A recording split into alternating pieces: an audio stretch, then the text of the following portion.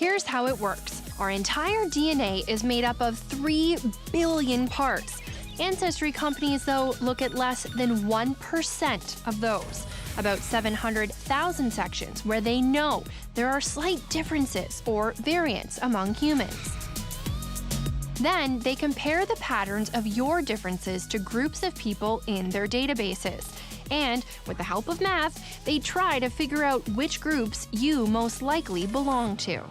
It's not 100% sure. So statistics tell us in our model what's the best situation. It is a statistical guess. Yeah. It's an informed guess, but it's never a 100% sure thing. Growing up, we were German. Not a sure thing? That sure isn't the message here. The big surprise was we're not German at all. 52% of my DNA comes from Scotland and Ireland. So I traded in my lederhosen for a kilt. So you were shaking your head. This one drives me nuts, you know, and I saw it all of the time. Whether you want to wear lederhosen or something else is not tied to your DNA. Okay. Timothy Caulfield is a health policy professor who studies the ancestry business. It's an exciting story, right? It's about you, right? And so I get why they're doing it.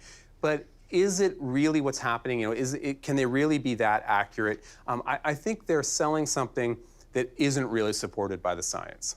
With 23andMe.com, you can find out your percentages of DNA from 31 populations around the world. What do you think about the messages that are being sent to consumers? I think it's misleading. These companies are really trying to push the idea that this is scientific, right? They are using scientific language, and they present it in a way that looks very sciencey and precise. Caulfield says what people are really buying is entertainment. I think it's recreational science. They can have a little bit of fun with this stuff. Don't take it too seriously, but know that you are just getting some information that is an approximation of how your DNA compares to other people. It's not tracing back your heritage.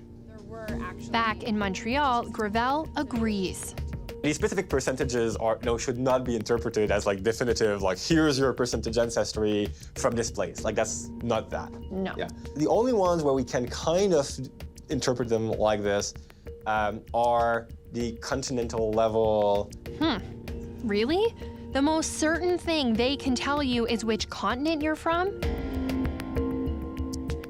And get this, over at Living DNA, in the fine print, the company admits some of its results are guesses. We highlight the sources of your ancestry which are likely to be present, using our best guess of the exact source. The deeper I go, the more questions I have. And at 23andMe, their guesswork isn't apparent until we stumble upon this. Select confidence level. What? Why does it say 50%? Does that mean you're only 50% sure what you told me is right? Yeah, that's what it says. Is that what it means? Yeah, I mean, or at least 50%. That seems shocking. Only half sure? Yep. Do you think that most people know that? No. No, I would like it if they presented their uncertainties more clearly. That's right.